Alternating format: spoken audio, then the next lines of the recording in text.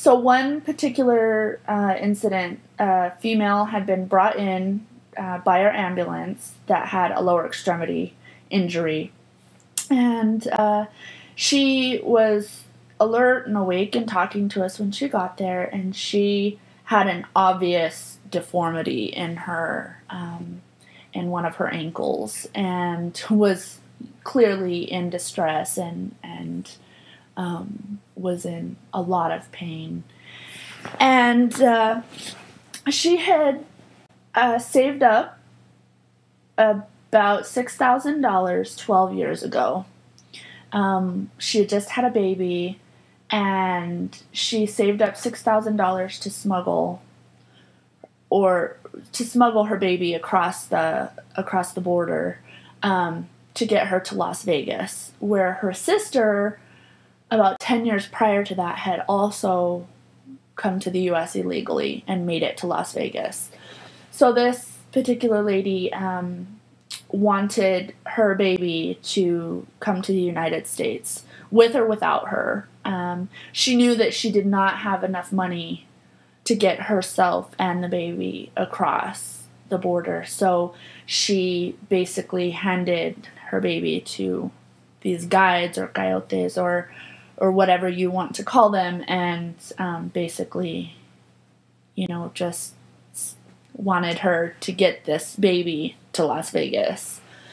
And from what I understand, the baby made it there just fine, and that was 12 years ago.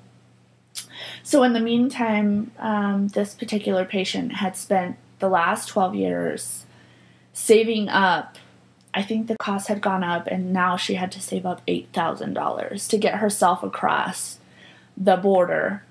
So when she came in and we realized that she was stable, we took x-rays of her ankle and her lower leg, which was clearly broken.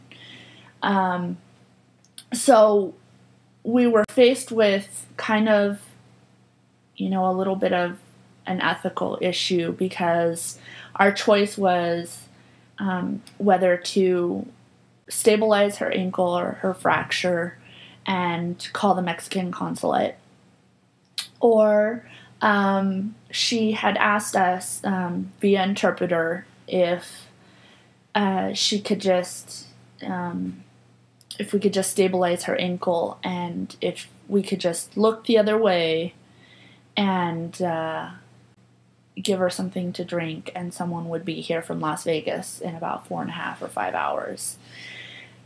And so it was really difficult for me, especially being a mom, knowing how many years it took her, doing God knows what in her home country, to try to save up $8,000.